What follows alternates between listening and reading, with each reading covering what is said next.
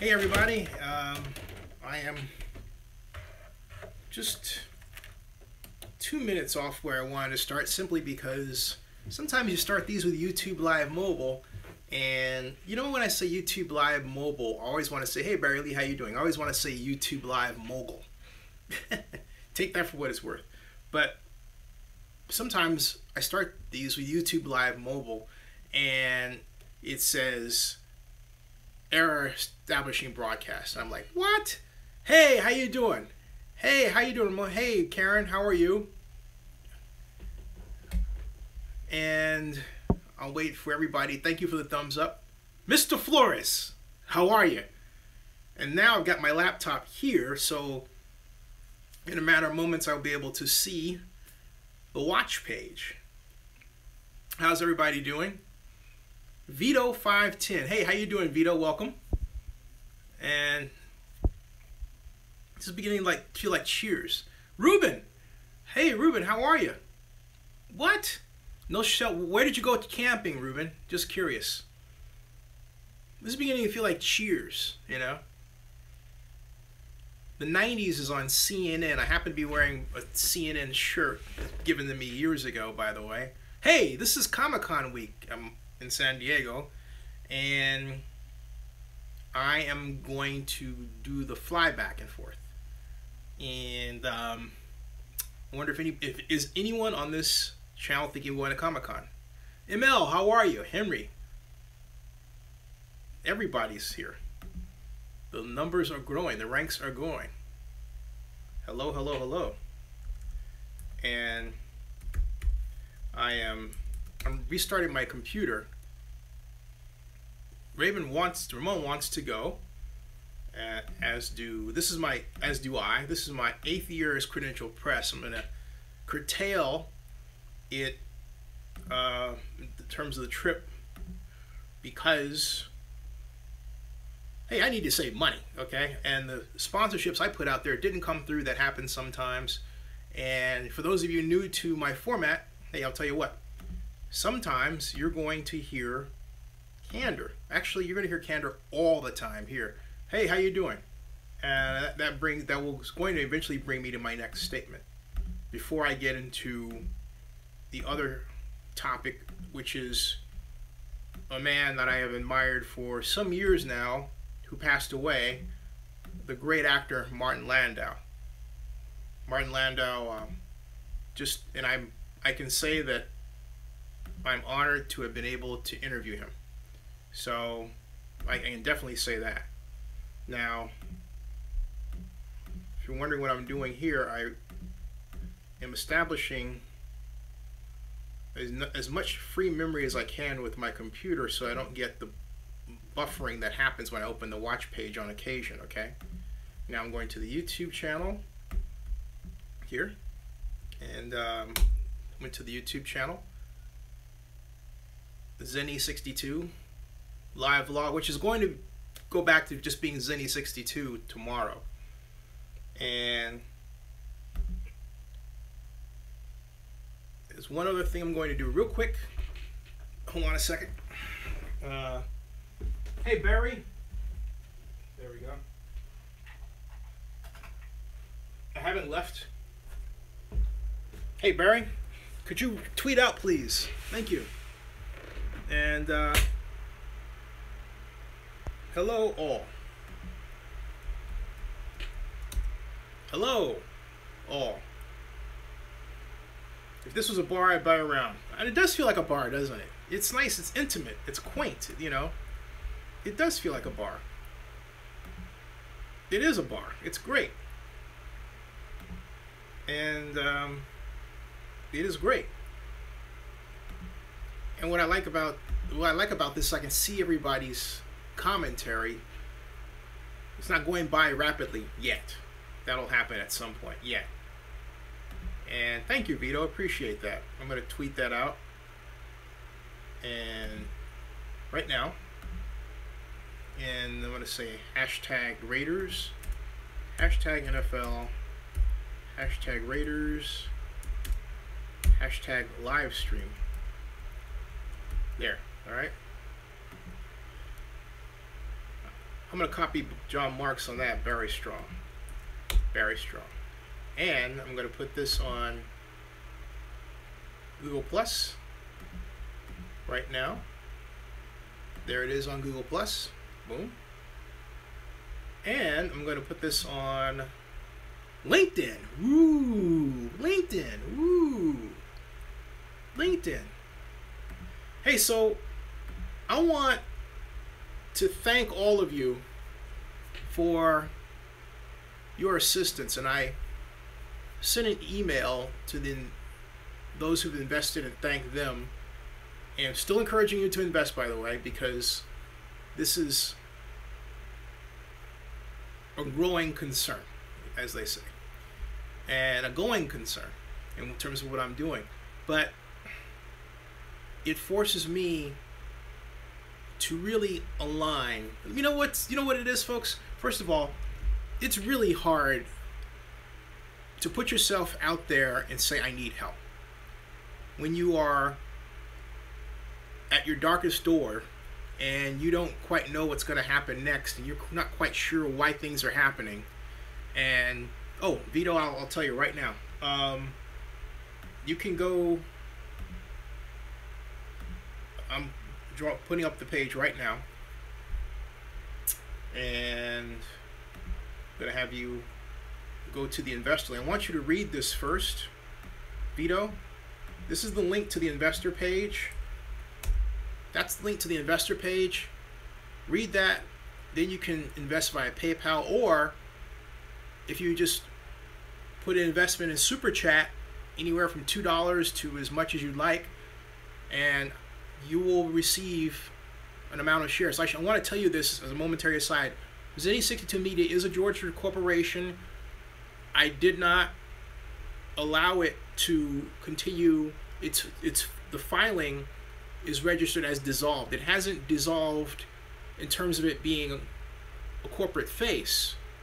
It's still registered with the state of Georgia, but I didn't want to incur a tax liability when it wasn't making money, okay, or gaining investors, so I simply didn't file the document. I kept what's called the corporate veil in existence, and that's what it is. But if you were to Google like Zenny 62 Media Georgia, you'll find that it's listed as a Georgia corporation for over 7 years. So my next step is going to be to refile once I get more investors pay to reestablish the filing, and then establish a bank account and move forward from there. I already have my own bank account. I have another bank account as well. But what this has forced me to do is get on with the matter of building Zenny 62 Media into the media idea I had 7 years ago around having an inexpensive to run platform that allowed the worldwide sharing and distribution of thoughts on news that was occurring around us and reporting the news. If you're sitting there and you're in Belgrade, Yugoslavia, and you have an iPhone and you're on Zenny 62 channel, you can upload a video like that. It becomes a blog. It spreads out. You can have your own live stream, okay? All I'm trying to do is set up the mechanism so that we can pay you to do that. That's the idea. And imagine how powerful that is with just a little bit of money to run it, but we can have a dramatic worldwide spread, okay? That's what I'm trying to achieve.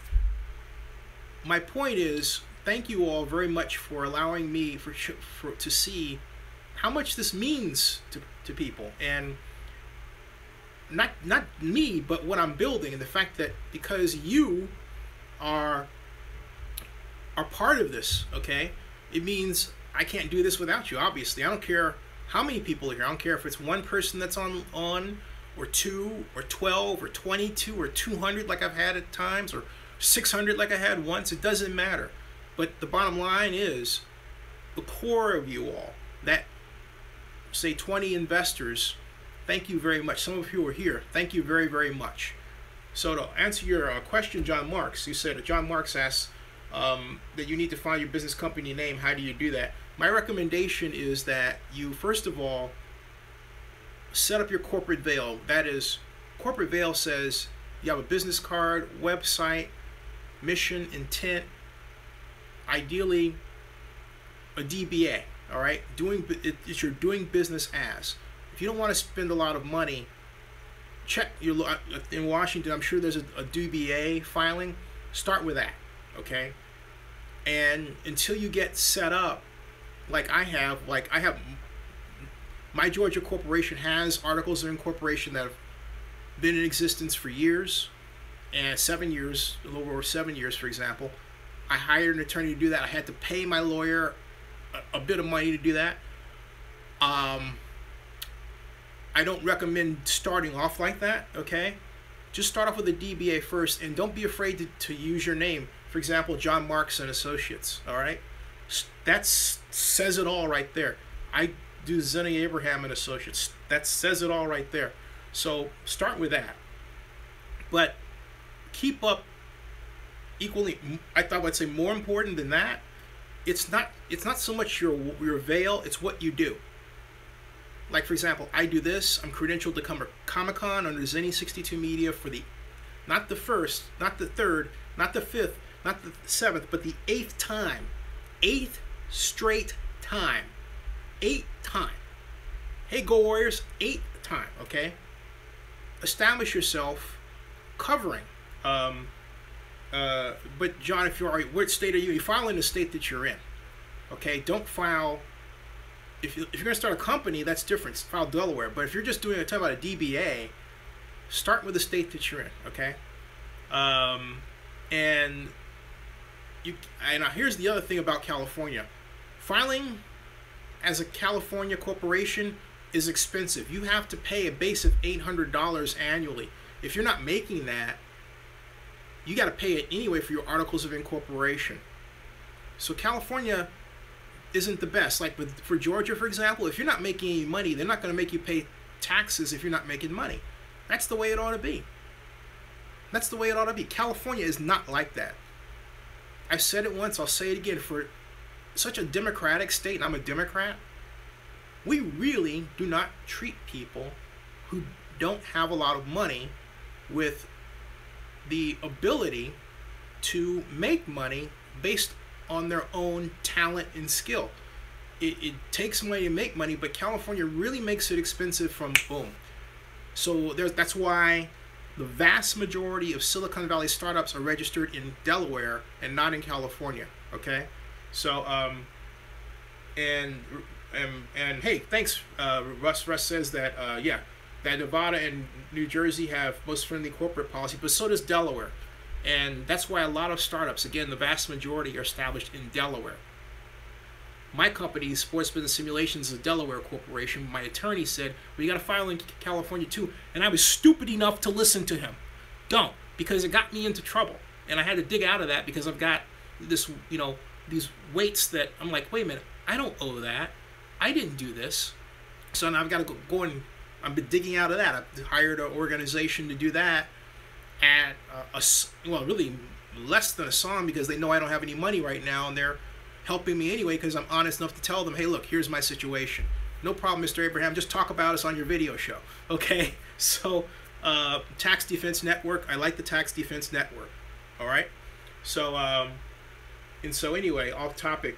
Oh, go away. The portable mic. That's a good question. I still have it.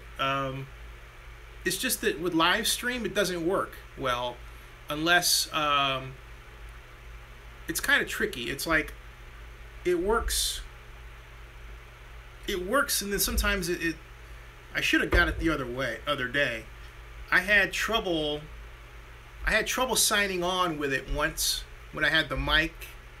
How's the let me that's a good question. I had the mic and I'll get it. How's the sound before I do? How's the sound going? Is it I'll wait for your signal. Oh, Game of Thrones is on. No wonder the numbers are low. Game of Thrones. Oh boy, Game of Thrones is on. It sounds okay? Okay. I think, having said that, you know what? I will, it's great. Great sound? All right, thank you. Yeah, it's been tricky because it's, yeah, Russ, you and I talk about that off camera, Russ, because I've had a field day with corporations and attorneys and everything going back to 2002. All right. And I'm a person who was there when Twitter had its first launch. Well, you only have one launch party. Had its launch party at Mighty. I was there. All right. Enough of that. So my point is, we're moving forward. I want to thank everybody for your assistance, and your work has been incredible. Absolutely incredible. It really has. As far as the microphone, it's hard to use the mic. If I'm interviewing somebody on here and I'm on live stream, there's something about the mic where it actually retards because it doesn't pick up sound appropriately, it retards the ability of the live stream to work properly. That's the issue. That doesn't happen. It didn't happen the first time, for example, when I used it. But when I had when I had Russ on as a guest at first, and on another occasion, the live stream started clipping out because I had the mic plugged in, right? And I thought, what's going on here? And it would say, can't read audio. It cannot pick up audio. And I'm like, how can it not pick up audio? So I unplugged that one. And I use it for stills. I use it when I'm going to have a still vlog that I'm making, and as opposed to a live vlog, until I can work out these technical issues with them. But at any rate, I look younger? Thanks. You know what that is, Steve? I'll tell you what that is. And I work out every day at the gym. I do only two things. I row and I bike standing up, not sitting down, standing up for as long as I can, sometimes an hour, sometimes 2 hours, and I drink water. Okay? That's what I do. And that's my constant regimen, and I stick to it. So, at any rate, here's my point now I want to get to as far as Martin Landau, or some people say Marty Landau. Martin Landau is one of my favorite actors, and I had the pleasure of interviewing him not once but several times at the Night of 100 Stars Oscars party. Now you would say, what's the Night of 100 Stars Oscars party? It's an annual Oscar party first it was held at the Beverly Hills Hotel for some years, the Pink Palace as some call it, right? And the Pink Palace, and then it moved to the Beverly Hilton. And why? Hey Steve, how you doing? Why? Glad to have you back. Why did it move to the Beverly Hilton? Because the Sultan of Brunei owns a group of hotels, of which includes the Dorchester, a number of luxury brands, including the Beverly Hills Hotel. Now the Sultan of Brunei is anti-LGBTQ, and so because of that, Hollywood went ape, said to the people who produced the Night of 100 Stars Oscar party, you know what, we're not going to have a lot of our talent come to your party anymore as long as you have it at the Beverly Hills Hotel. That's what happened. So as a result, they moved to the Beverly Hilton, and it's been there now. We just finished the second year there. Third year will be 2018. Frankly speaking, I love the Beverly Hills Hotel. It is modern, classic. You can go and say that, Katharine Hepburn was here. I can tell you that I was eating a salad and Charlize Theron, who's a Atomic Blonde, came up right behind me, like right here. Okay, it's that kind of place. Sean Penn was over there drunk with Charlize Theron same night. I mean, I can go on and on. I have so many stories. It's not funny. It's within that environment that I had the pleasure of interviewing Martin Landau, and I'm going to show you an interview I had with Martin Landau. Martin Landau, and then also Richard Anderson. Now you say, who's Richard Anderson? Richard Anderson is of he played Oscar Goldman in The $6 Million Man, okay? So I had the pleasure of interviewing both of them, and I'm going to show you that interview right now, and then talk to you about Martin Landau, because some people, like John Marks, remember Martin Landau. Some, like Gold Warriors, probably never heard of him. But this man is a legend, a giant in an industry, without question. And I want you to, excuse me for a second, I just dropped something here. Got it back. I want to share this with you right now. Just give me one moment while I plug in this power cord here. So, and the power cord is plugged in. Oh, you have heard of him. Wow. Okay. Power cord is plugged in. Hold on a second. There is this. Oh, okay. And here I'm turning it this way. Boom. All right. Now, and we're ready. Let's see here.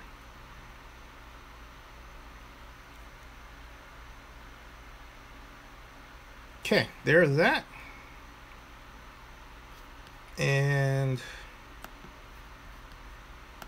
unmute. Turn it up.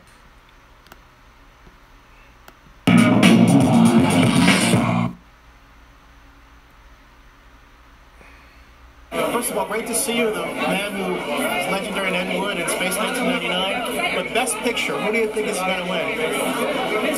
I like Silver Linings Playbook. I also love Frankenweenie for Best Animated Feature. I quite agree. Thanks. The only one I'm going to mention is Frankenweenie because I love Tim and I'm in it. He's the mad professor. That's right.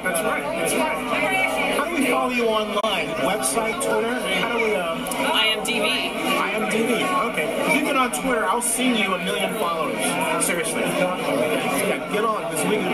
Okay. Yeah, absolutely. Good to know. Thanks so much. Do you have a card? Yeah, that's good to know. The legendary Richard Anderson, great to see you. Well, thank you. And first of all, how are you enjoying the science fiction circuit? Because I saw you at Comic-Con or long lines, and you were a hit. That science fiction is certainly not that for me, I must tell you. It wasn't going on very much. We did a picture called Forbidden Planet. It was the first one. Yeah. That's the first one. Yeah. It was all shot on one stage on 27 at MGM. I was under contract in the studio. I did 30 pictures there. And that was one of them. And we didn't know. But I'll tell you, every second person I talked to says, and that started the sci-fi. Yeah, it sure did. Lucas and the rest of them saw that. They did. They saw it. And Spielberg and all of them, they saw that movie. And they saw the way it was made. And that's how it doesn't go away. The last time we talked about the $6 million man. Is there any movement on that project at all? Oh, it's movement. Which way is it moving? Well, no. It's they've just released it. It's on Wednesday night, and the girl is on Tuesday night on a facility of NBC, a smaller job. Look it up. And they're back, and we're getting a lot of talk on that and doing something more about it. Are we going to see a Comic-Con this year? Comic-Con.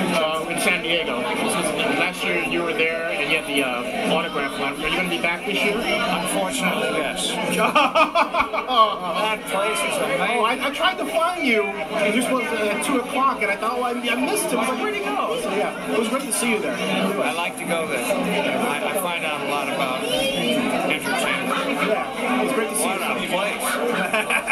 place. Okay, so that was the first one.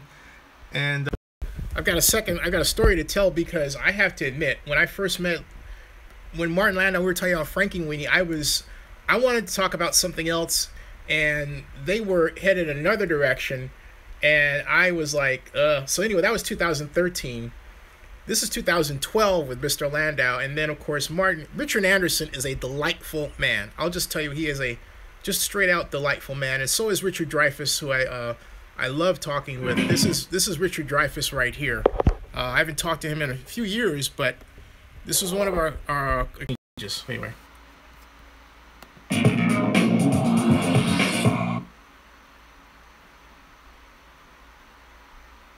Hey Vito, I saw that. Thank you. Best Picture, who's going to win this year? I don't have the slightest idea. My son wants the silent movie. The Artist. Yeah, The Artist.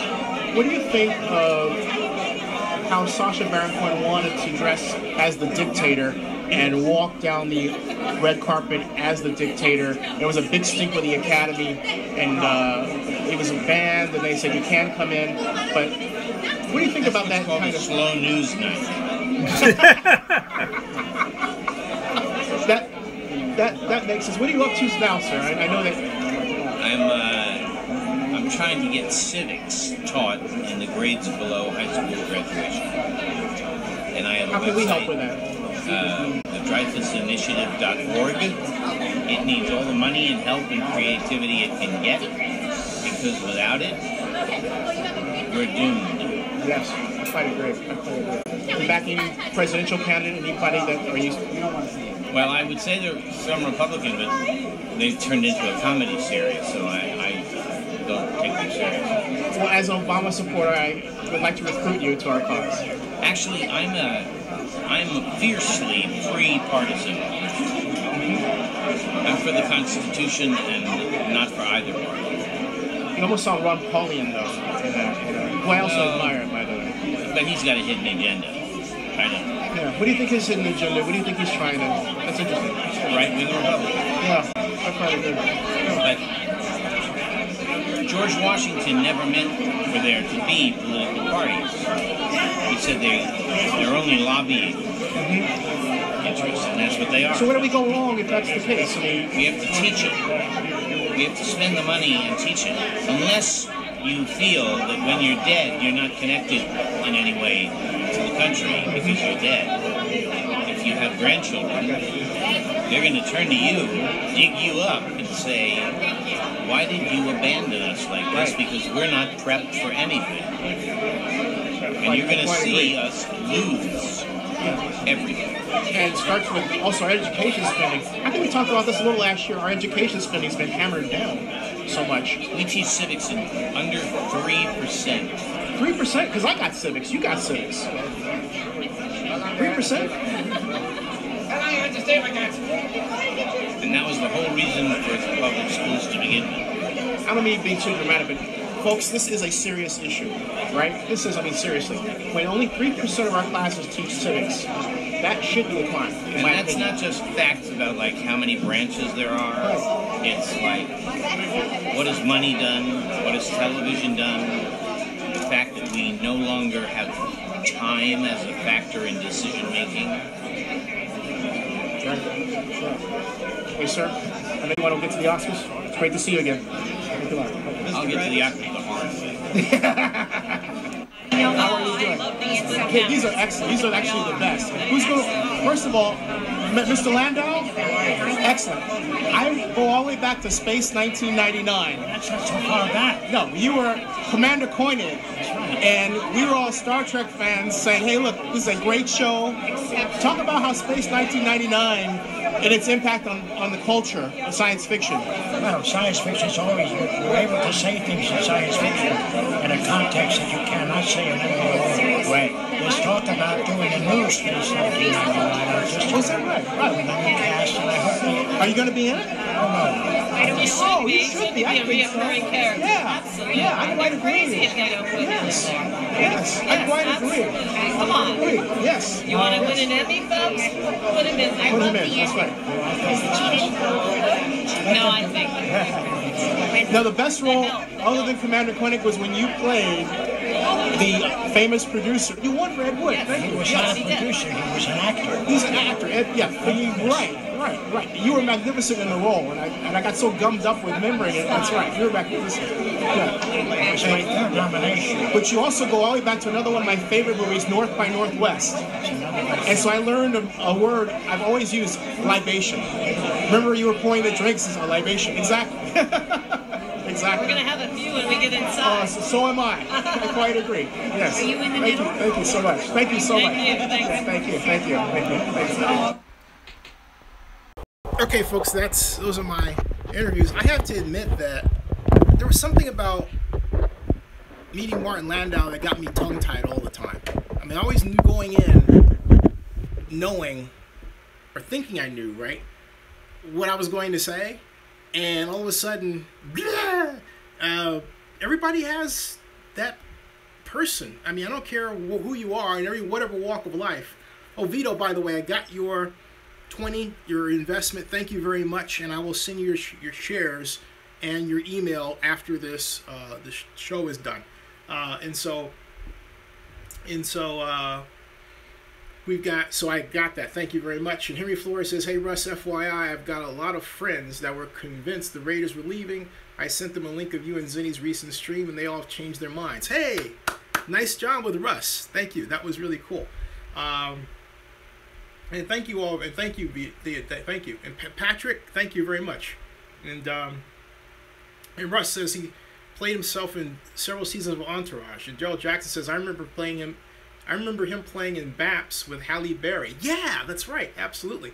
And Richard Dreyfuss, I don't know if anybody could tell, but Richard, that was the videos you saw. The first one was 2013. The second one was 2012. Both at the Night in 100 Stars Oscars party at the Beverly Hills Hotel. And Richard Dreyfuss had a few. Now, that was before the party, okay? And he was lit. But the funny thing about it is that when we talked in 2010, he was more lit. But this is the most lucid lit man I've ever talked to in any interview I've ever done. I mean, the guy could be 3 sheets to the wind, and he's talking to you about, well, tax policy, political parties, the whole 9 yards, okay? And Maniac, we're talking about, I'm thanking everybody here who's helped. Oh, excuse me. Whoa, sorry about that. Sorry about that. I'm thanking everybody here who's helped. And how did that happen? Well, I know how that happened because I accidentally hit the power cord. Sorry about that, folks. At any rate, I'm thanking everybody here who has helped me. But at any rate, there's the update. Yeah, sorry about that. Sorry. Sorry about that. But hey, Bernard, how are you? Welcome. Jamal Mills. Jamal, nice. Welcome. Barry Lee says, Zinni, when you're at the Oscars, are you having to constantly fight, keep your spot on the red carpet, or are they professional? Hey, Barry, that is a very, very, very good question. I'll tell you why. At first, I did. In fact, during the years 2012 to 2013,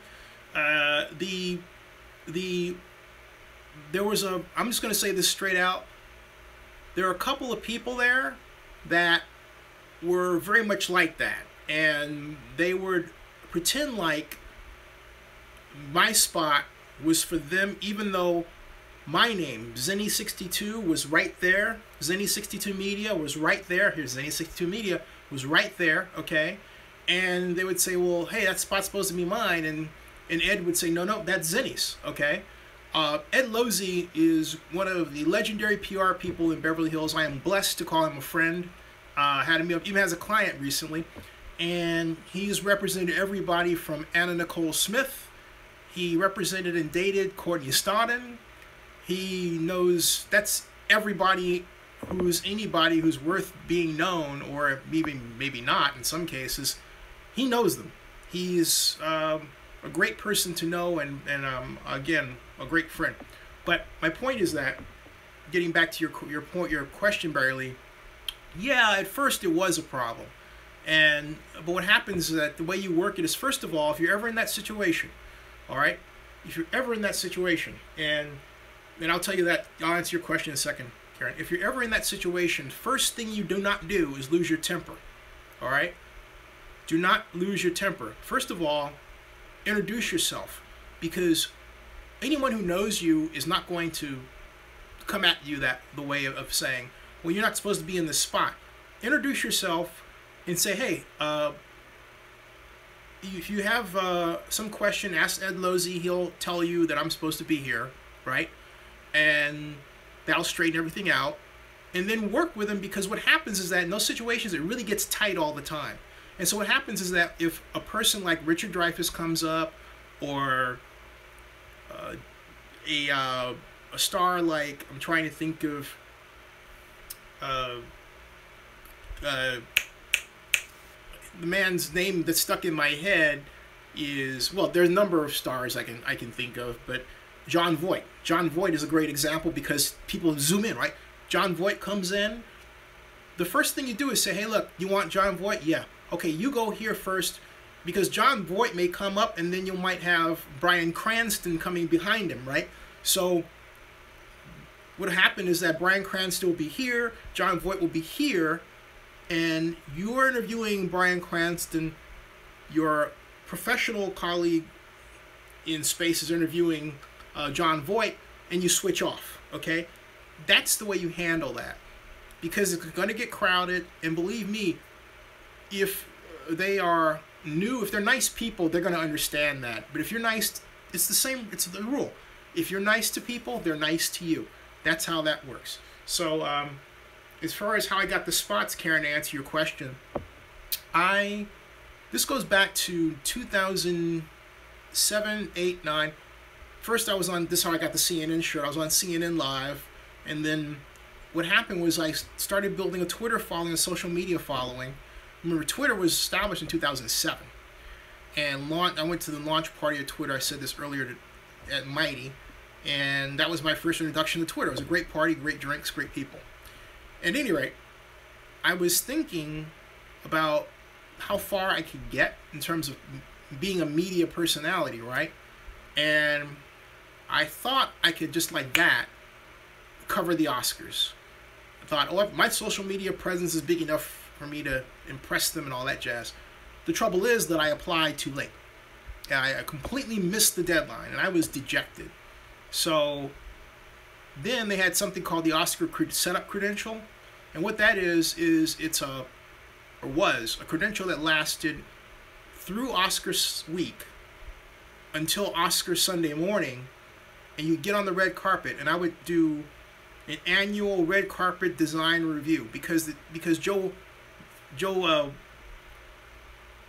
Wilson was always changing. He was the head of production for the Oscars red carpet.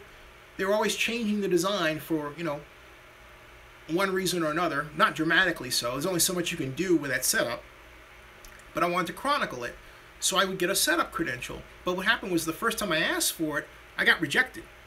And I remember thinking, just sitting there thinking, oh my God, this is terrible. And then I thought, wait a minute, I don't think she understood what my media system is capable of. I actually had made a video about that for CNN on how I was going to use what was then called new media and now it's called social media, okay? And I made a video at CNN's request, okay? So I went back, wrote another letter to the AMPAS publicity department. AMPAS is the Academy of Motion Picture Arts and Sciences, and I laid down in a spreadsheet-like process what my Twitter followers were, YouTube, everything else, right? And she goes, and now get this, all right? My numbers then were far smaller than they are today. I mean, far smaller. I didn't have the whole 96 blogs and all that stuff, right? No, but for the day they were substantial. And she goes, oh my God, we've got to let you in. And so the rejected setup credential request was turned into a yes. So I thought, oh wow, okay, what else can I cover since I'm going to be down there? And so the next, I looked around, I found online the night of 100 Stars Oscars party. I cold called Ed Losey, who I mentioned, and we had a great conversation. We hit it off like that. I just called him the day about Martin Landau's passing, and I was in. That's how it happened. That's how it happened. And so I've made more YouTube videos at the night of 100 Stars Oscars party than any other single person or media outlet in that event's history. And that's how I did it. Okay, that's how I got the spot. And the spot over the years has gotten better and better. This year I didn't attend. I was here with Mom and elected to stay here. And so, this was that kind of year, all right? And it was the first year I hadn't attended since 2009. Yeah. So at any rate, but you know what? I got to see the Oscars in full for the first time since 2009. I was so busy working, I only saw half the Oscars. I had to wait for the replays. Okay? So, but I'm not saying I didn't have fun. Tell you a story. Since you asked me this, I'm going to tell you a story, okay? I remember 2010 was my first night of 100 Stars Oscar party, and we would go to the Polo Lounge. So I went with my friend Marla, my dear friend Marla, who covered it with me, and she was talking to a man. I went out, went back, to the bathroom, came back. She was talking to this man about a little shorter than me, brunette, white, wearing this kind of interesting camel hair kind of, not suit coat, but it was a jacket, all right? And so she, hey, Go Warriors, I'll see you later. And so she, Marla introduced, said, this is my friend Michael. I said, hey, Michael, how are you? What are you doing? Michael says, I'm an investment banker. And I said, okay. So, me being me and my background, I'm thinking, what type of investment banker are you? Are you, an investment banker related to healthcare? Are you related to, what area of investment banking specifically? I was just curious, right? And so he was talking to Marla about something, and I wasn't really tuned into it. I was still thinking about investment banking. So I said, oh, hey, Michael, so what area of investment banking are you in? And I swear this is what it sounded like. He said, well, my daughter is the 6th most popular actress in Hollywood. That's what he said. I mean, that was like, holy segue, Batman, right? And I said, your daughter's Lindsay Lohan? It was Michael Lohan. It's hilarious, okay? So we talked. I gave him my card about, hadn't heard from him about this or that. And I was trying to secure him as a client, folks, basically, for reputation management and for, publicity and everything else. But, hey, online publicity, hey. So I was trying to work it, right? But that was a lot of fun. I can go on story after story, Karen, but that's how that works. Donuts, I've seen North by Northwest 19 times. 19 times. Maniac went to Bear Valleys. Okay, all right. So Karen, I hope you answered your question. And Costanza bought his LeBaron. Eric Young's checking in as the camera falls. Hey Eric, how are you doing? And Donuts is good, okay? Yeah. Oh, North by Northwest is one of my favorite films of all time. Karen says, thank you for answering me. I'm amazed you've all accomplished. Hey, thank you. I try. I mean, I think the one thing I've done wrong is I've consistently went undercapitalized. Don't do that. Make sure you have people who are invested in you. For example, I'm on the White House press list, okay? I could go on Air Force One, but I need an investor to pay for that, or a brand that says, okay, Zane, we'll pay for your seat, right? And then they end up covering the news. Yes, I am still on the White House press list, even with the current president. The previous president, Obama, put me there, okay? So for those of you investors out there, I'm just giving you a full breadth of what you've gotten yourself involved into. We can go a lot of places, and we have and can, okay? So my main focus right now is, my main concern is my mom. I appreciate that, and making her happy, and hope, and all that goes with that, and blessing her with a daughter-in-law and grandkids and all that. That's what I love to do. So hey, thank you, thank you. And so anyway, let's talk now about Raider updates. So I'll get all that on it. Raider updates, okay? Here's the Raider update. First of all, thank you, Patrick. First of all, the previously planned Joint Powers Authority meeting for the 21st, as Russell knows, is going to be moved to the 28th, okay? And its reasons are for scheduling. Those are the reasons. Just scheduling snafus and complications are the reason behind the move to the 20th, which is the next Friday. The good thing about that is, hey, I was hoping to kind of finagle a way to get down. Well, I don't have to finagle, but I wanted to see the psych panel at Comic-Con. That's Friday morning. It's like, but anyway. So that leaves that open. I wanted to actually cover that as press. So, but I'm still planning for an abbreviated Comic-Con trip, very much so compared to last few. And that's because I have to invest what little I have and then save the vast majority and continue to work to build, revenue from either, whatever engagements I can secure and sponsorships and everything else. So there we go. Now, the Raider part. The other Raider news is that there are a lot of very skeptical people about the deal and about the Las Vegas deal, and for good reason. I mean, let's put together, and I know there are naysayers out there, but let's put together where we are with this, all right? In a very calm tone. First of all, we only have one document done. That's the lease. We have 11 to go. And as Jeremy Arguello said at the Las Vegas Stadium Authority meeting of Thursday, the good news is that they're exchanging documents, right?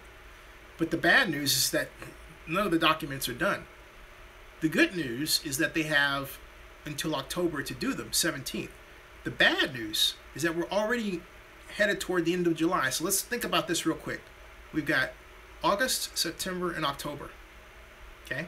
3 months. You have 3 months to get 11 documents done, and it's not like you can sit down and hope that all of these documents will get done in one sitting. No, you can't do that. Why? Let's take UNLV.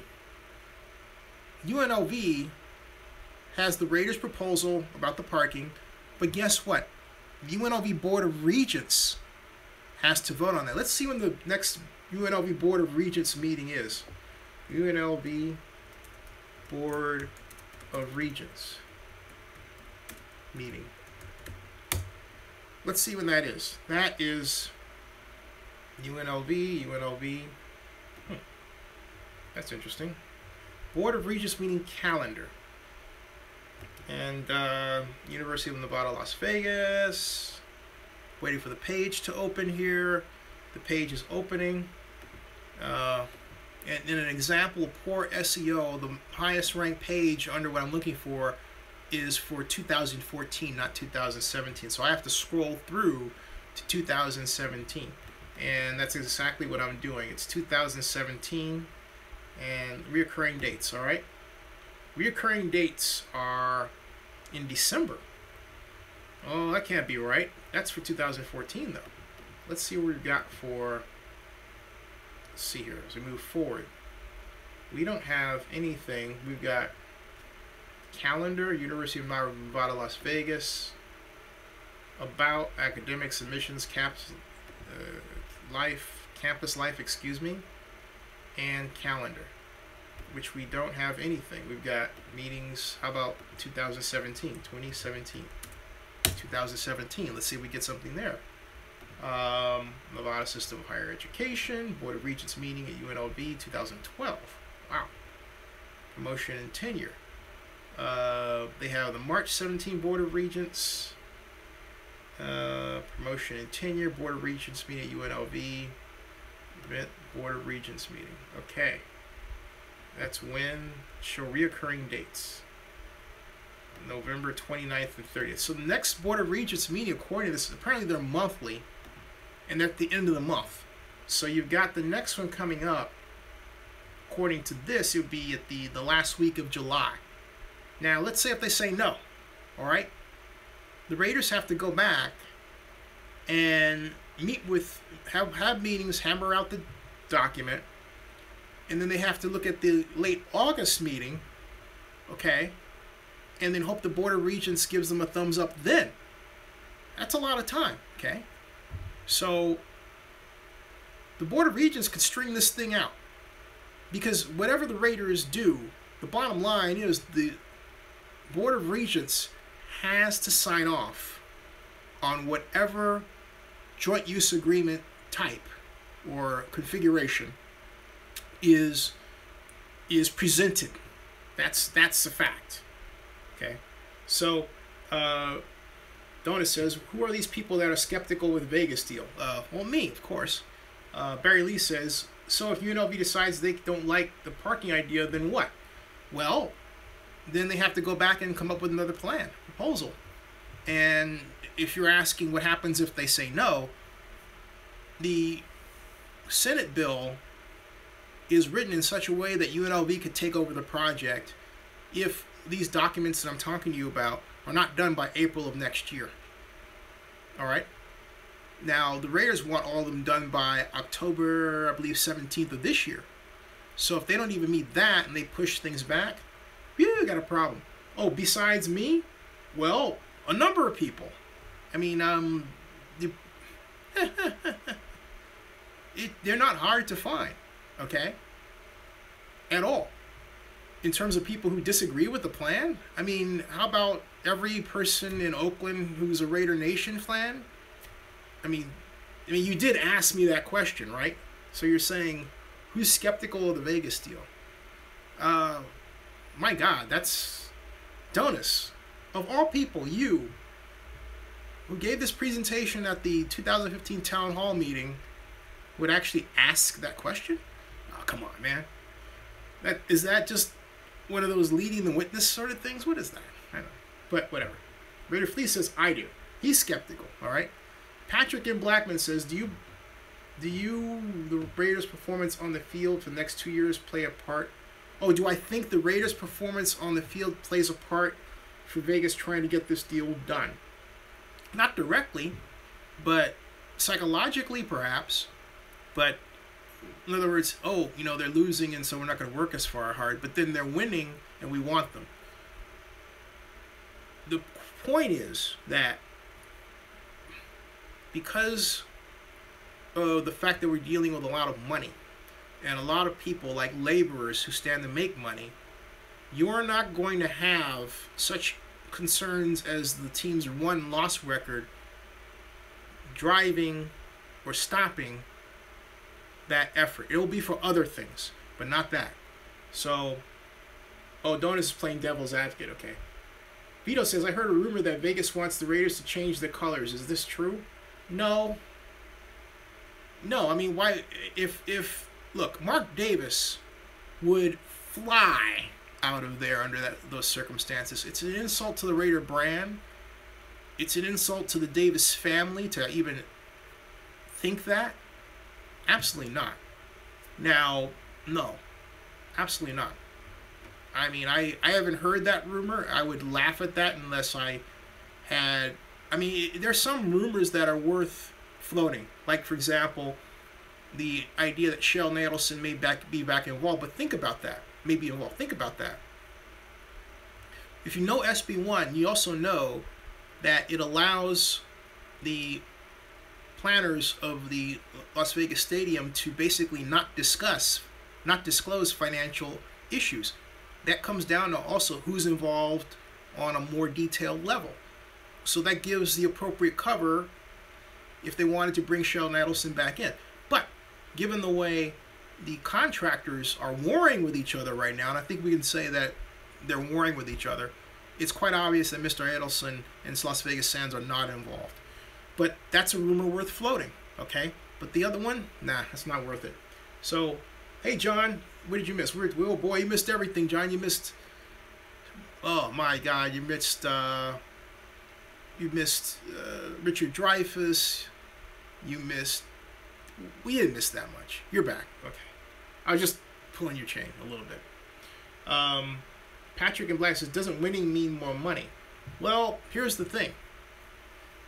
Winning means more money, but you're in the middle of negotiations, okay? And let me explain it an entirely other way.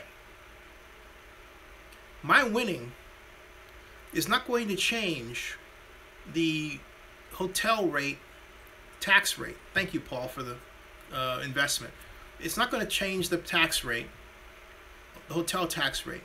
My winning, since the Raiders are not in Las Vegas, is not going to change the level and flow of tourism into Las Vegas, okay? My winning is only going to change the picture for the Raiders in Oakland.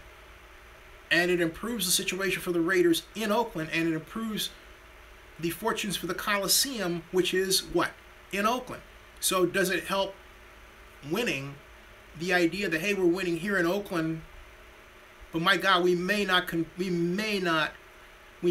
all. Oh my God, thank you for this wonderful contribution. Thank you, the Rollins, thank you. But it may say, hey, we may not achieve that same success in Vegas. There is that concern among Raider Nation, okay? So my argument is that it's actually reverse. Winning would arguably give the Raiders of Oakland all the better reason to say, hey, you know what, we're winning here. Look at this stadium. Because you have to remember, it's the surrounding of the Coliseum that feeds it. I mean, the crowd going nuts. Have you ever, and I know some of you have you ever been in the Coliseum when the crowd is just so frenetic, you can just feel the energy coursing? I remember the AFC Championship game when the Raiders went to play the Bucks, and they were just hammering the Titans. You could feel it. It just coursing through the stadium. It was just amazing. Oh, it was that anticipation. Oh, it wasn't quite better than whatever. But you get the idea, okay? You get the idea. And see, Ruben Ortiz says, all right, that happens in Oakland. The last thing anybody's going to be thinking about is, oh, gee, this is going to be better in Vegas. They're going to be thinking about the right here and right now, okay? Glad you asked that question.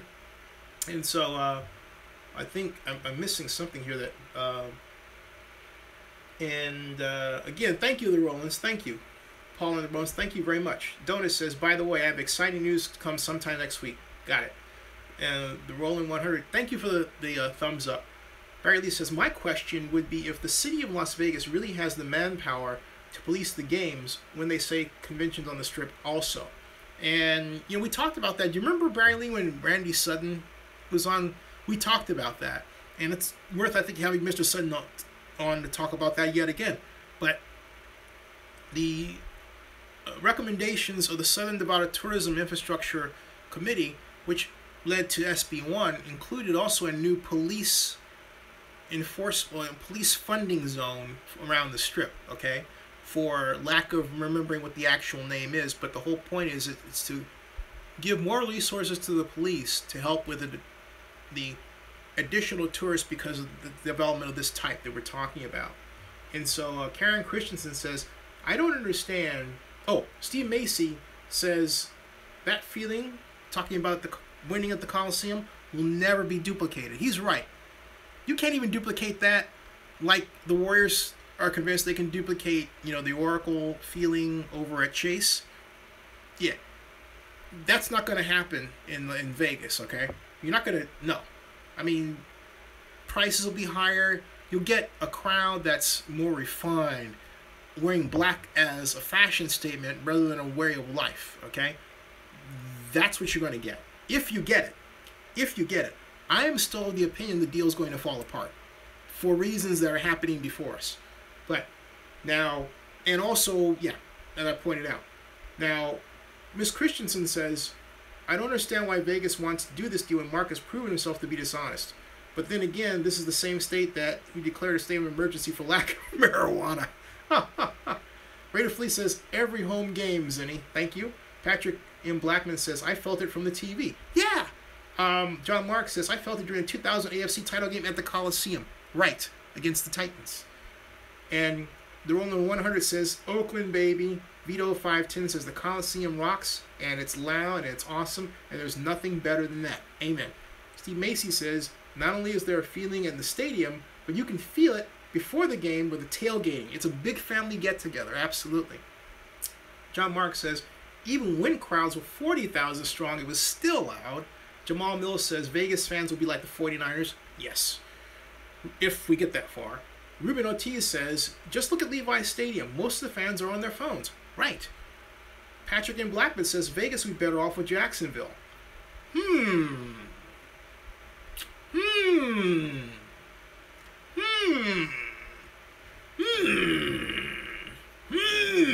I'm saying it like that for this reason. I think that might happen. I really do.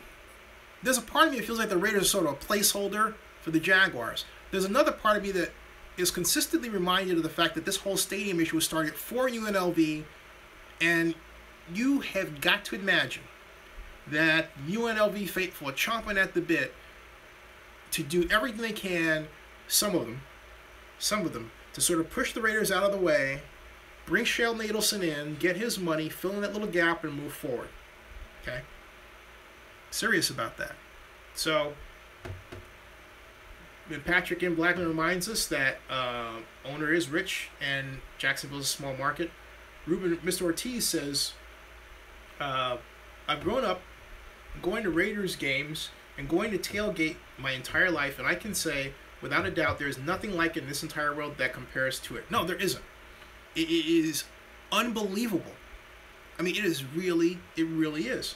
And, you know, I told this story before about telling a very clip the way the reason why I don't have the credentials. I don't like being stuck in the press box. I like to be out mingling with the crowd and interviewing people, like I interviewed Russ and a number of people.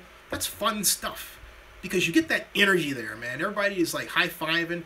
And we've talked about this before, but I remind you, even Kim Kardashian was there. Yes, indeed, Kim Kardashian, okay? So I wonder if that's on YouTube. Let me look at that up for a second here. Kim Kardashian, because Kim Kardashian,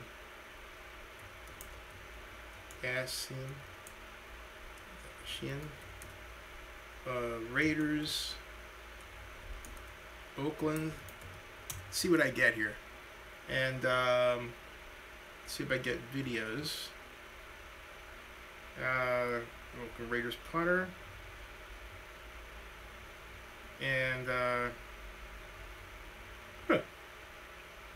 that was during the time that Kim Kardashian was dating Mr. King, right? So trying to find maybe that, or just trying to find a video. Let me try it. Maybe photo. I know there was a photo of her at the Coliseum. I'll find it one of these days. Oakland Coliseum. If not tonight, I'll find it for the next show. Because she was there. She was definitely there. And she was walking, and in fact, I'll tell you where I saw her. And I gotta go down and dig that up. I'm not gonna spend too much time on this, but the whole point is, you know how you come out of the East Side Club and you go basically south toward the south end zone? Well, and you go past the fire, the Davis Fire stand. Well, it was just after you passed that, Kardashian was going this way and I was going that way. Well, it wasn't just she and I, it was her and a giant entourage of people. Okay, yeah. So anyway, we've got, and thank you very much for, that's really quick. Five Eyes says the Raiders will thrive in Vegas. Patrick and Blackman says Raider fans are fighting too hard to lose the Raiders. Barry Lee says, well, it's Jacksonville. I mean, just look at the fact, this is Barry Lee saying this, that they have a swimming pool at the stadium where you can swim and watch the games. Really? Weird. Just like Vegas. John Mark says you, Five Eyes. Steve Macy says, if my math is correct, including the relocation fee, Mark Davis is $1.2 billion in debt, not counting the road and bridge construction. Count the road and bridge construction, please. Because you're looking at more like 1.6, at least 1.7 billion, okay? Patrick and Blackman laugh out loud. Barry Lee, Vito 510 says, Five Eyes, you're going to tailgate in 510 degree, excuse me, I said tailgate 510 degree weather. I meant 110 degree weather, right? Patrick and Blackman says, laugh out loud. And he says, that's true, Barry Lee. Five Eyes says, Winter League. 2 words.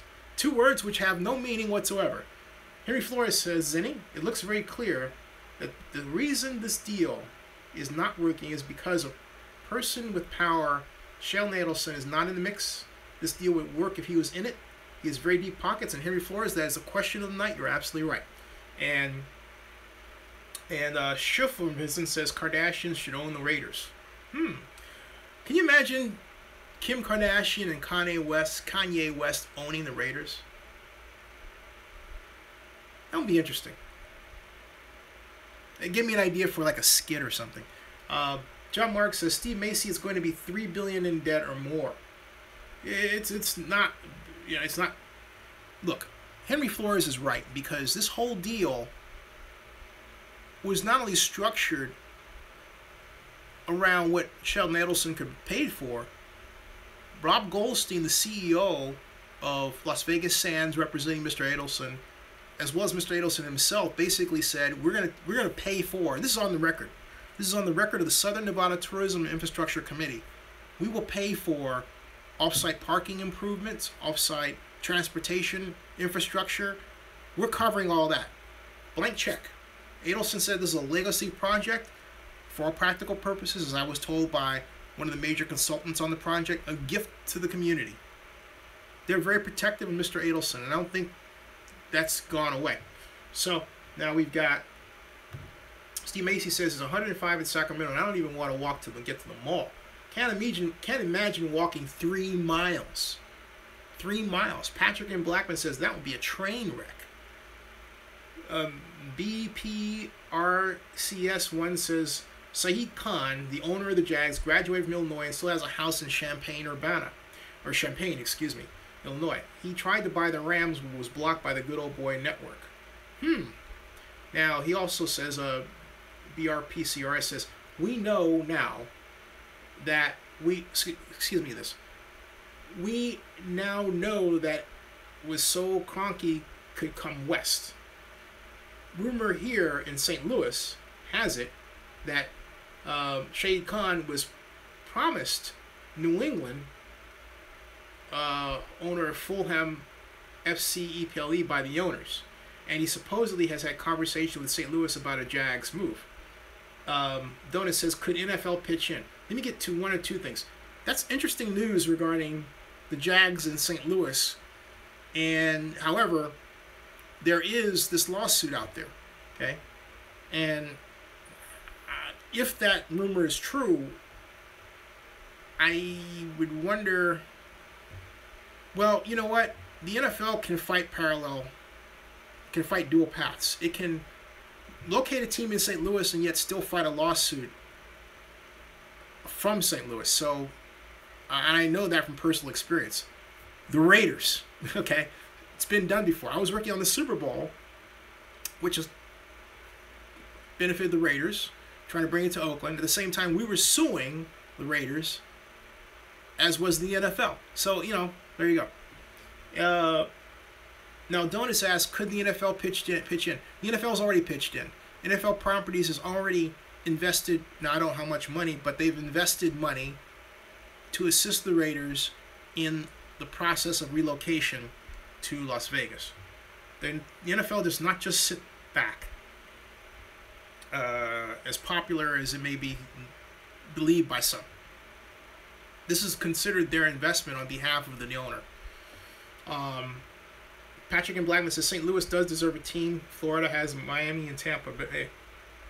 Henry Flores says, Zinni, it appears now that time has passed ESPN and other media outlets see that this Las Vegas deal is bad. I believe there's a gag order by NFL. Mark Cuban was the only voice that contested. It's a bit more complicated than that. You have to remember that ESPN essentially owns part of the NFL's revenue stream. I'll repeat that. You have to remember that ESPN essentially owns part of the NFL's revenue stream. What do I mean? The rights fees. They pay the NFL for that. Okay?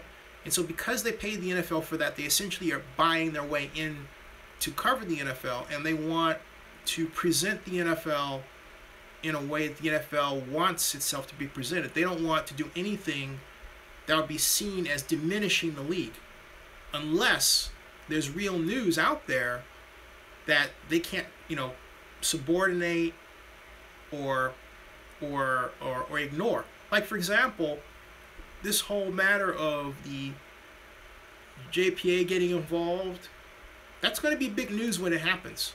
Because the minute the JPA, talking about the Oakland Alameda County Coliseum Joint Powers Authority, the JPA issues an affirmative vote for the fan challenge, for the privately financed, fan-driven challenge, okay? The minute that happens, this thing goes national.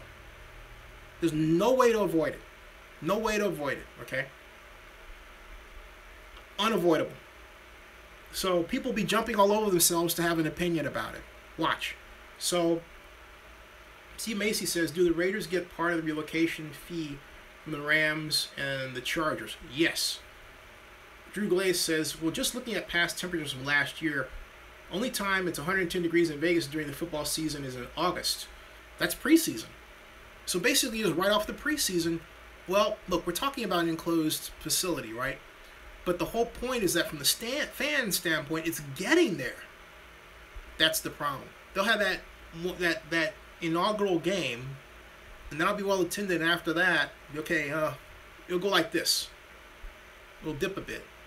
The first season will have, attendance in this area, like, 55, 50,000, 65,000 for the big ones and that, right?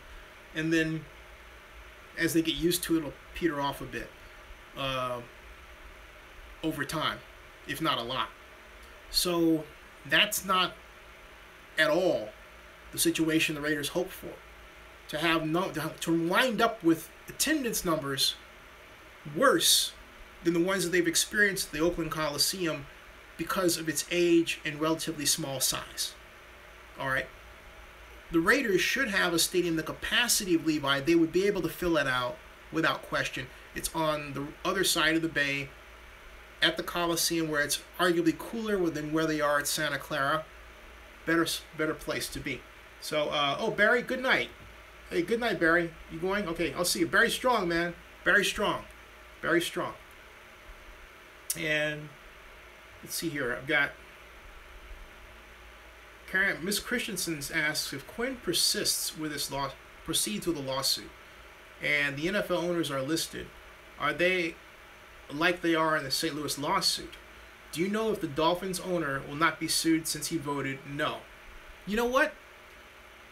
That is a very good question, and I'm gonna have to say that basically the lawsuit as a blanket, I don't know how it's going to cover, because it hasn't been written. I don't know the answer to that question. And right now, since everything's in the exploratory phase, I don't want to say. I mean, my speculation is no, but then, no, my speculation is that there'll be some kind of way of carving them out of that, because they did not vote. Because you're right, they didn't vote for the relocation. So I would be surprised if that was the case. However, I will research that and get back to you with an answer, because it's a very good question that deserves one. But I can't imagine that. Well, I can't imagine. I can't imagine just as a blanket corporate statement. In other words, they had a different vote, right? But we're suing the corporate structure, which includes the Dolphins. All right, we're suing the corporate structure, which includes the Dolphins. So from that perspective, yeah, I can see it. 1,000%. As to whether or not it's done that way, that remains to be seen. Now, let's see here. We've got Mr. Blackman says ESPN is in competition with AT&T because of the Sunday Ticket plus the NFL channel. And good night, Barry. Good night, Barry. And John Marks, yeah. Henry Flores says, Zinni, do you think the major selling point, and Barry, thank you for the tweets, by the way. Do you think the major selling point of this Vegas deal is to have a Super Bowl-like event every home game, no home field advantage, just like the Super Bowl? You know,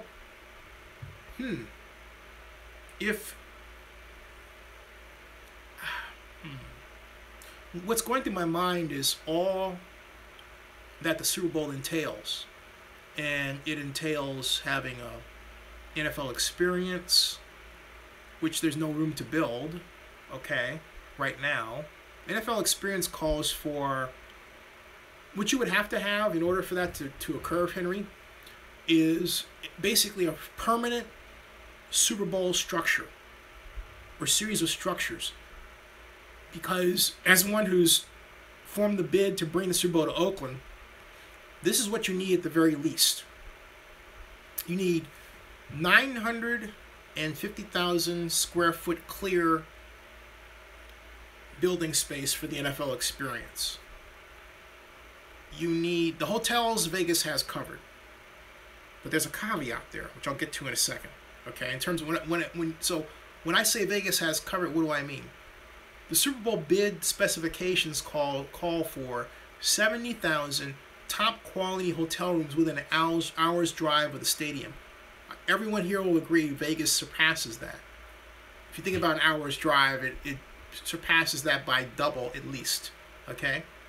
So then we think about other considerations. We have a problem. We need the 900. We need that square footage.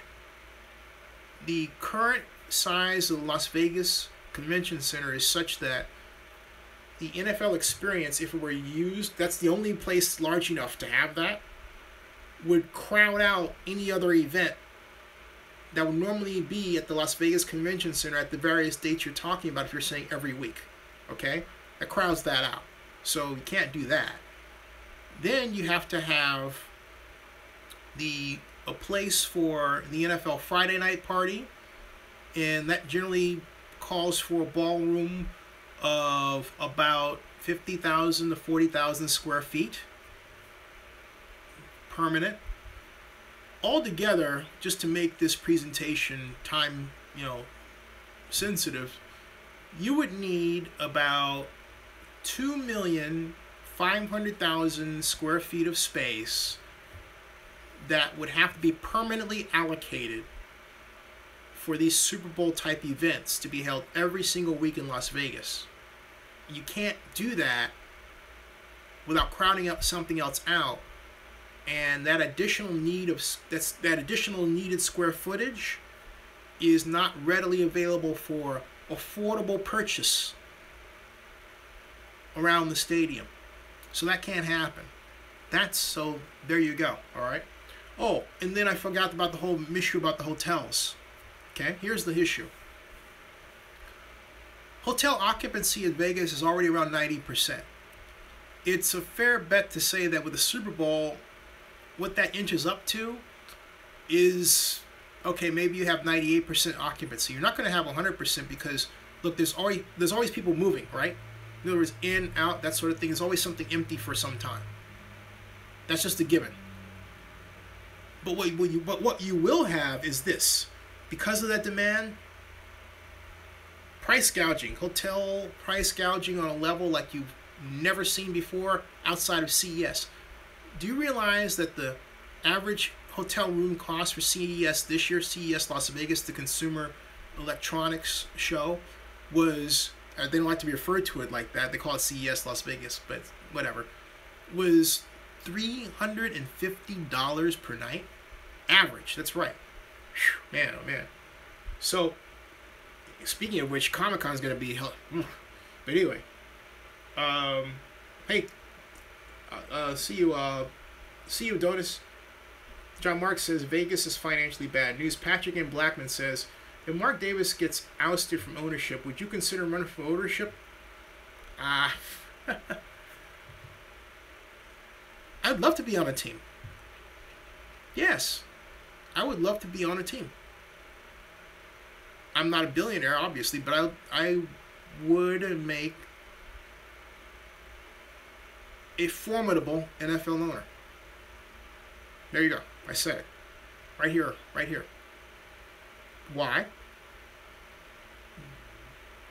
Oh, for a whole host of reasons that I could spend an hour talking about.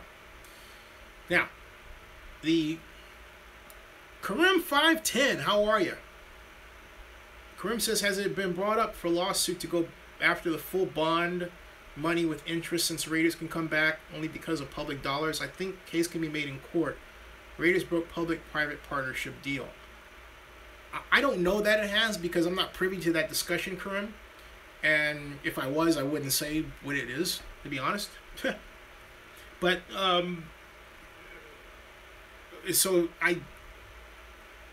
but I honestly, no ball, I do not know if that's the direction they're thinking.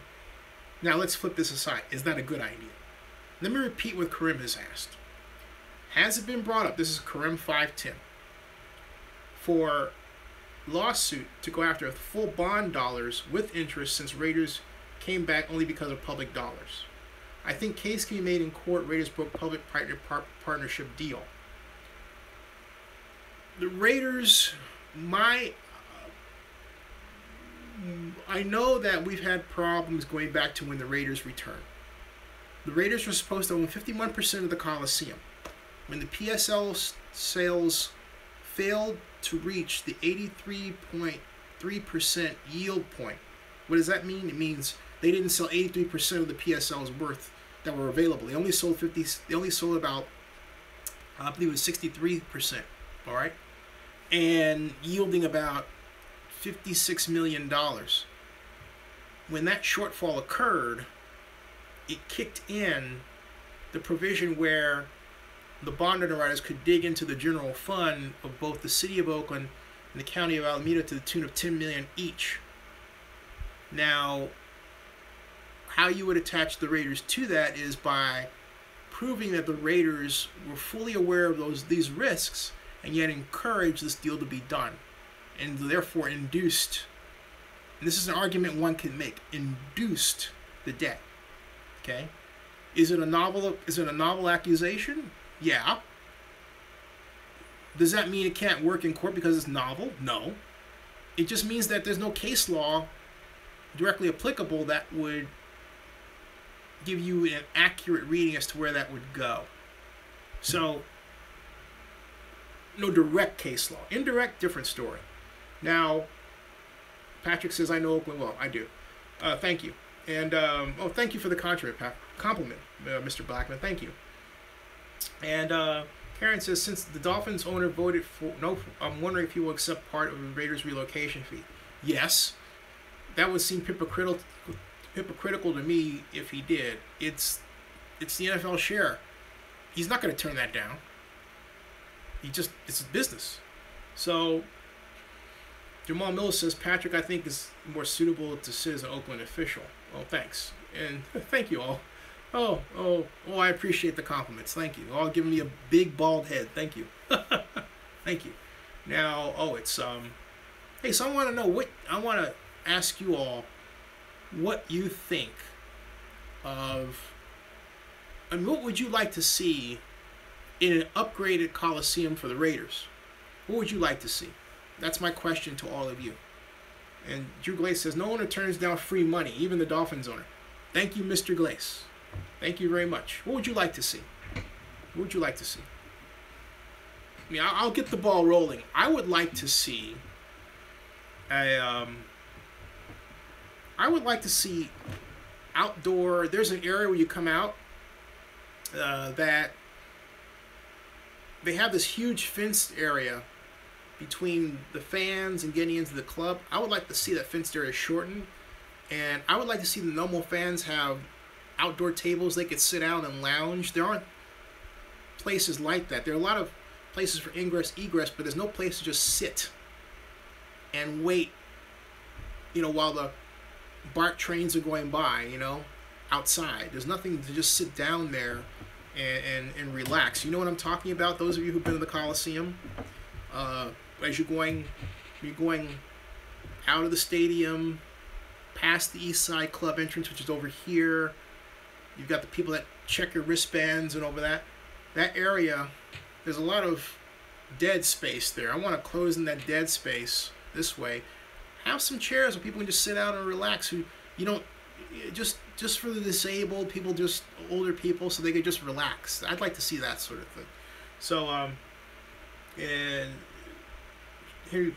Harry Flores asks, Denny, what would you tell Mark Davis in order to change his mind about this bad Las Vegas deal? Well, Mark, this is how it looks. In fact, that gives me an idea for an infographic. Mark, this is how much money you're making in Oakland, and this is how much money you can make. This is how much money you can make in Davis, and this is how much money you can make. I point out the gap difference. And I come up with that one number, that magic number that exemplifies the difference between the two markets. $2 billion lost. $27 million in the hole. You get the idea? Because it's there. So, and the next owners meeting, there's no special meeting called.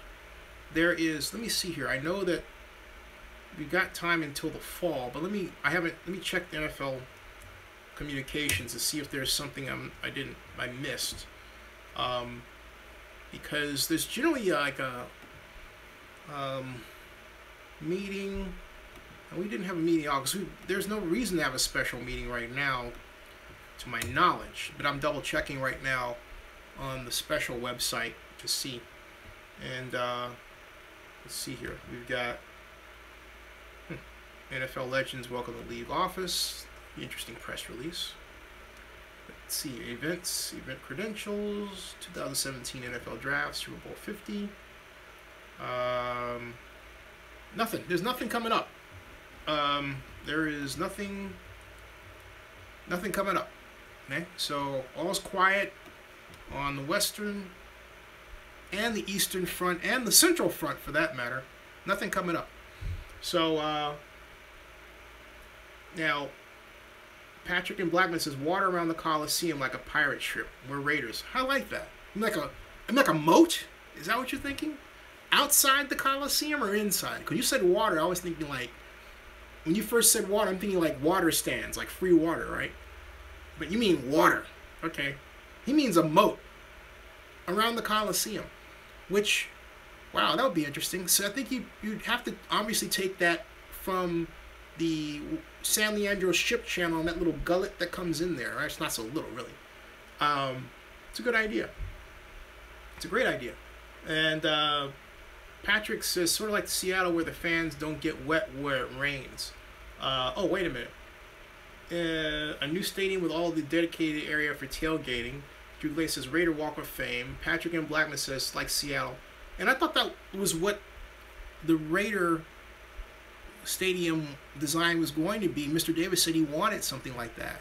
I think, well, the stadium once called Quest Field, now it's called CenturyLink Field for the Seahawks, is one of the most beautiful stadiums I've ever seen. It's also simple in its design and great to watch a football game in. And so,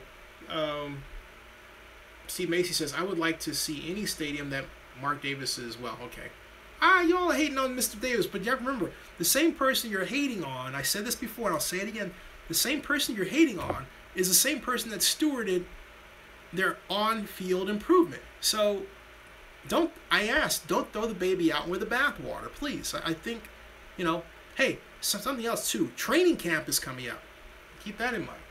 So, but you guys have this, thing about Mr. Davis, and I understand where it comes from, but I hope that the waters can be calmed.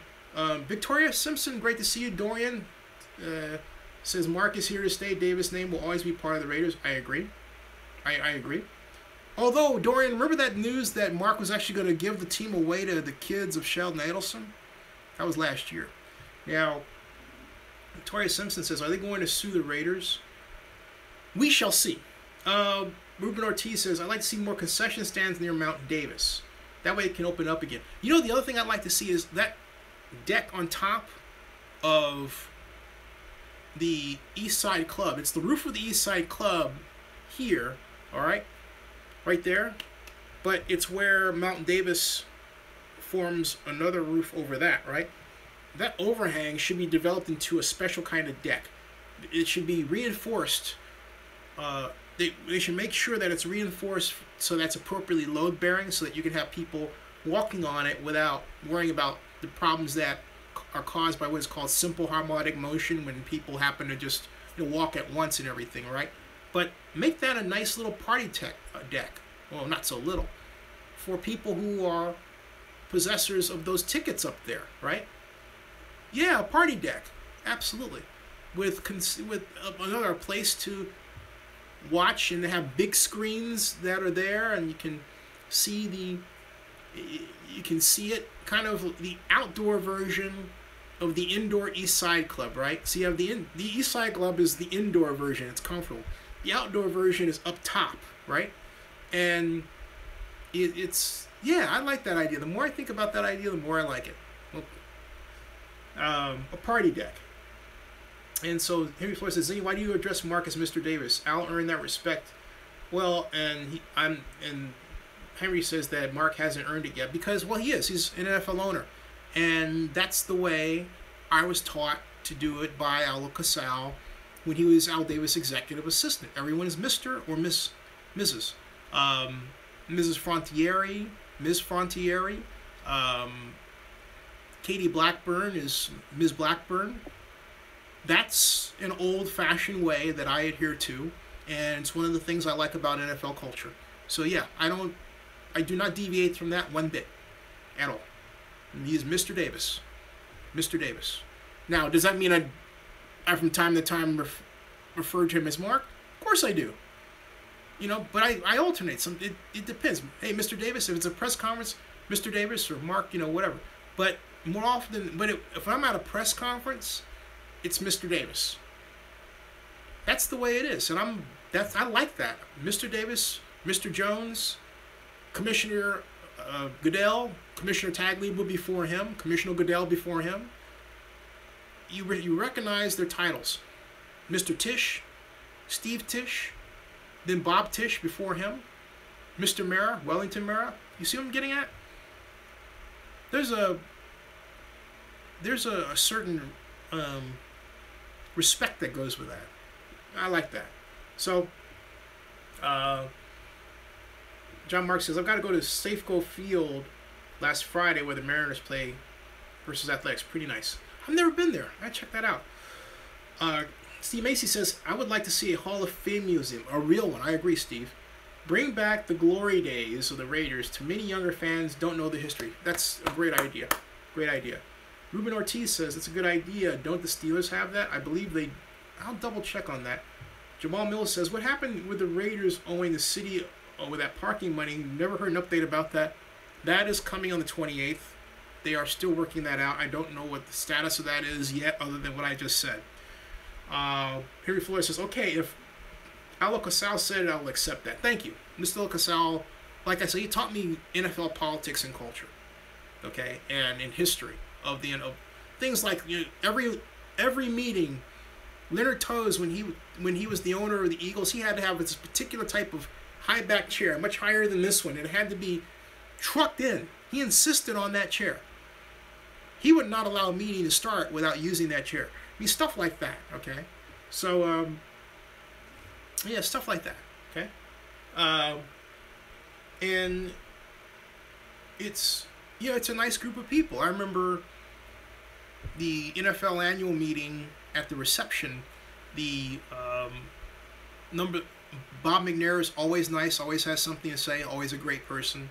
I talked a long time with Jeff Lurie's wife about just, you know, how these little pastries were being made and everything else. And at the time, really, I didn't have an idea was, you know, the kind of pastries they were putting together. She really taught me something. It was a really interesting conversation, you know. I mean, it's that kind of family feel is very special. And you know, I'm blessed to be and have been a part of that. So so that's where that comes from. And yeah, and that's it. So, Drew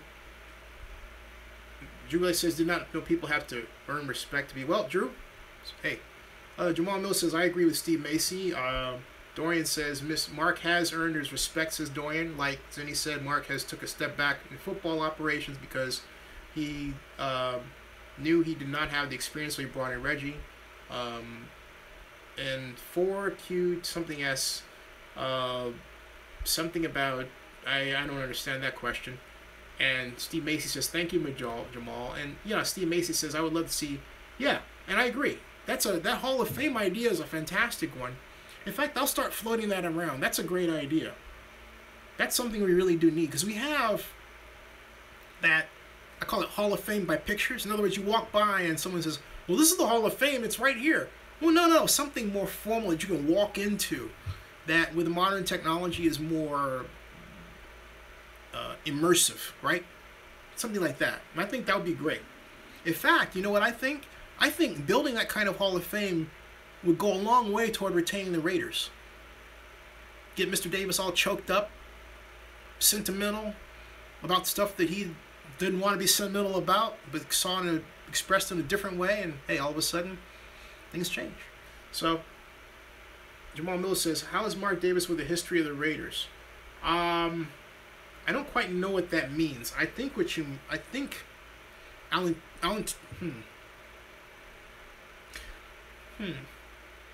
hard to interpret that text. I'll go this way. Mark Davis, from my brief conversations with him about it, from the sense that I've gotten, not so brief actually, is that he's more interested in the future than the past. Now, some allude to personal issues between he and his dad. I prefer not to, because I'm not comfortable with that, because I don't know that, and I'm just not comfortable expressing that, okay? But for whatever reason behind that, there is a feeling on Mr. Davis' part that it's more important to look forward. It's not to say that he doesn't have an obvious eye to the past of cementing and growing his father's legacy. All right, but he only wants to go back so far, I think, is the best way to put it. So, Vito says, a sign of respect to address people in that why. Thank you, Vito. I enjoy giving people the respect they're due. I really do. That is just the way I'm wired. You know. John Mark says, I thought Oakland was going to build a Raiders Hall of Fame in Oakland Raiders Stadium during stadium negotiations. Yeah, that is actually written in there. It wasn't so much as Hall of Fame, it was the Raiders Stadium headquarters. And I believe the Raiders Hall of Fame is in their headquarters. We paid for their headquarters. We gave them the money for that. We built that. So, let me read, but you know what though? Let me go back and review the master lease agreement to check on that. Hey, it's 1:54 in the morning, folks. I'm going to go and sign off at 2 o'clock Eastern. And I want to thank everybody once again for another great show. And your great investments. I'm going to get your shares to you tonight. Thank you very, very much.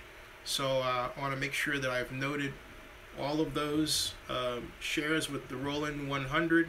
Hey, Roland 100, if you're here, I need your email. And mine is zinny@zinny62.com. Okay, so I've got Mr. Venegas, Paul, for his contribution, his investment, and I've got Mr. Blackman for his, as well as PayPal Eduardo. So I've got those. And was there anybody I missed? I don't believe I did miss that. So I've got Trick and thank you. Yeah, thank you. That was for $5, right? And I've got Paul for 2 and 2, and I've got the Roland for 100 for 25, and then I've got Eduardo. Thank you. And that was for 20. Cool. All right. And thank you all very much. Yes, thank you. Thank you all very, very much. And again, thank you again. This has been, again, fantastic, and I cannot say enough at all for this. And let's see what I missed. And Maniac says, what's going to happen with the training facility if they leave? Was a lot of money spent on that? Yes. And Flora says, thanks, Zinni. Always, once again, very entertaining live stream. Thank you very much. And I'm going to make it even more so in the very near future, like this week. Stay tuned, okay? And Mr. Mills says, I think the Raiders Hall of Fame will bring more money than Vegas. My uncle, says Mr. Mills, is a major Raider fan, is from Gary, Indiana. Hey, I'm from Chicago. I remember that, Gary. You ever been to the White Castle on the south side over there? Actually, there are a number of them. At any rate, good night, Henry. Mr. Marks, you are the man. You are the man. Maniac says, what would happen with the training facility? Well, if they leave, I don't know. In other words, look, if they leave, they're not going to have the training facility. It'll be up for sale by someone else, for someone else to buy. That's the simple base answer. As opposed to, do you mean if they're going to keep it? I seriously doubt that, if they get that far. Good night, Mr. Macy. Thank you. All right, everybody. 157. And like I said, thank you for the thumbs up for everybody. And if you haven't already, oh, by the way, if you ever have a show idea and you're an investor, send me an email for anything that you talking about, whatever you want to see. Okay. Peace to you, Mr. Blackman. And Citron training facility is going to make a nice gym. It would make a huge gym, wouldn't it? Wow. It would make a nice. The training facility should be like something for high school football in the Bay Area. A training facility for high school football. For just maybe even a stadium. For like Friday Night Lights. Anyway, Miss Creature says maybe a Raider-themed restaurant like the Hard Rock Cafe, but with Raider memorabilia. I like that. And as John Marks reminded us, you can bet your last money it's all going to be a Stone Gas Honey. That's correct. Although I still can't get out of my head Don Cornelius saying that much better than I could ever say it. All right, everybody. 158. So, again, peace and thank you all.